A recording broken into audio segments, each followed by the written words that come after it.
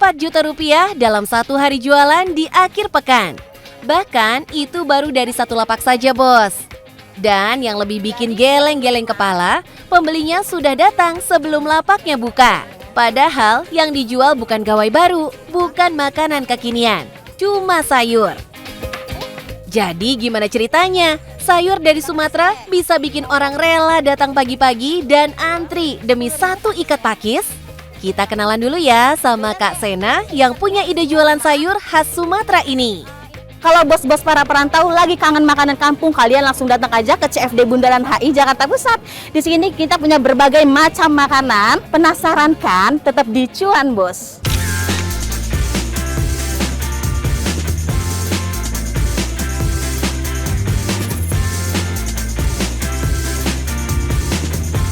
Yang harusnya buka jam 7 pagi, malah sudah ditunggu pembeli dari setengah 7. Kak Sena dan timnya jadinya harus gerak cepat. Tapi buat pelanggan setianya, itu masih dianggap kurang pagi. 20? Seon 12. Ya, ini 20.000. Uniknya lagi, lapak ini berdiri di tengah kawasan CFD Jakarta.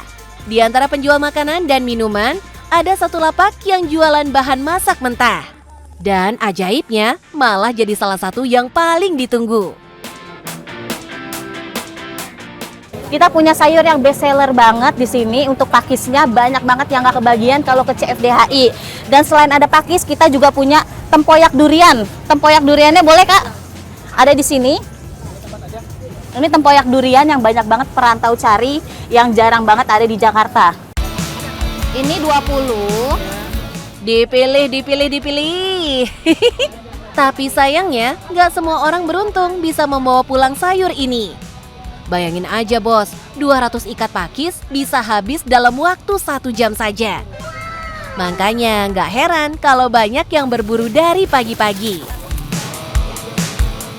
Ibu-ibu mohon maaf kakak-kakak, untuk pakisnya kita habis hari ini. Di minggu depan kita ada lagi, Kak, jangan lupa jam 7 pagi datang.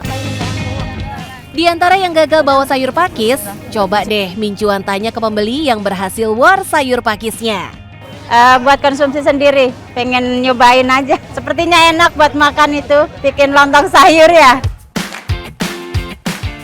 Bos, kalau ingat sayur pakis, yang langsung kebayang ya ketupat sayur khas Padang. Di mangkuknya, pakis muda jadi bintang utama. Teksturnya renyah, berpadu dengan kuah gulai yang gurih kayak rempah. Makin mantap lagi kalau ditemani tunjang yang kenyal dan rendang yang empuk. Sekarang sayur pakis nggak cuma jadi favorit orang Sumatera. Sekali coba, dijamin susah lupa sama renyahnya pakis yang nyatu sempurna sama gurihnya kuah gulai. Gimana nggak diserbu ya bos? Satu ikat pakis ini dijual Rp10.000 saja.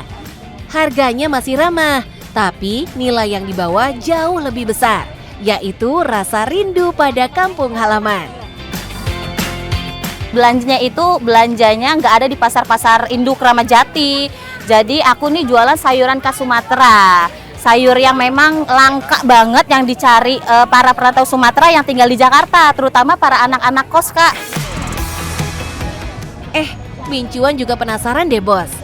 Kenapa sih Kak Sena kepikiran buat jual sayur khas Sumatera ini? Padahal Kak Sena tuh asli orang Jakarta loh bos. Sebenarnya ini idenya dadakan. Aku lagi jualan baju, di sebelahku itu ada pedagang pakis. Di situ aku tertarik ngelihat dia karena baru jualan udah diserbu ibu-ibu nih di pasar kecil. Lalu aku ngambil sama dia, Kak, beli dengan harga normal ya, dengan 30 ikat itu aku beli dengan harga normal. Aku coba. Sekali aku ngambil dia sampai keempat kali aku ngambil dia. Tapi di selanjutnya dia ternyata nggak bisa mencukupi kebutuhan pakis aku karena aku kebutuhan pakisnya melonjak tinggi semenjak viral. Dari rasa penasaran berubah jadi peluang. Dulunya cuma 30 ikat, sekarang 1000 ikat pun bisa habis dalam satu hari. Omset aku setiap minggu itu sekitar 3-4 juta. Tapi sejauh ini Kak Sena udah bersyukur banget bos.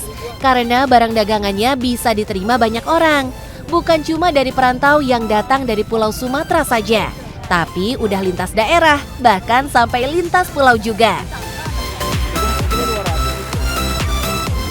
Bos-bos, biar nggak asal ikut bisnis sayur khas Sumatera kayak Kak Sena, coba dengerin dulu deh tips dari Doi. Aku mau ngasih 3 tips yang wajib kalian ikutin. Yang pertama, jangan menyerah jika usaha kalian lagi sepi, kalian harus tetap jualan karena kita nggak tahu kapan rezeki kita itu datang. Dan yang kedua, jangan lupa promosi. Promosi itu penting. Yang ketiga, ngonten. Ngonten jauh lebih penting daripada promosi dan jualan di pasar karena dari konten ini dan konsisten kita bisa viral seperti sayur pakis viral sekarang. Karena kita nggak tahu FYP-nya kapan, di syuting cuan bos kapan, seperti sekarang ini. Yang penting cuan bos.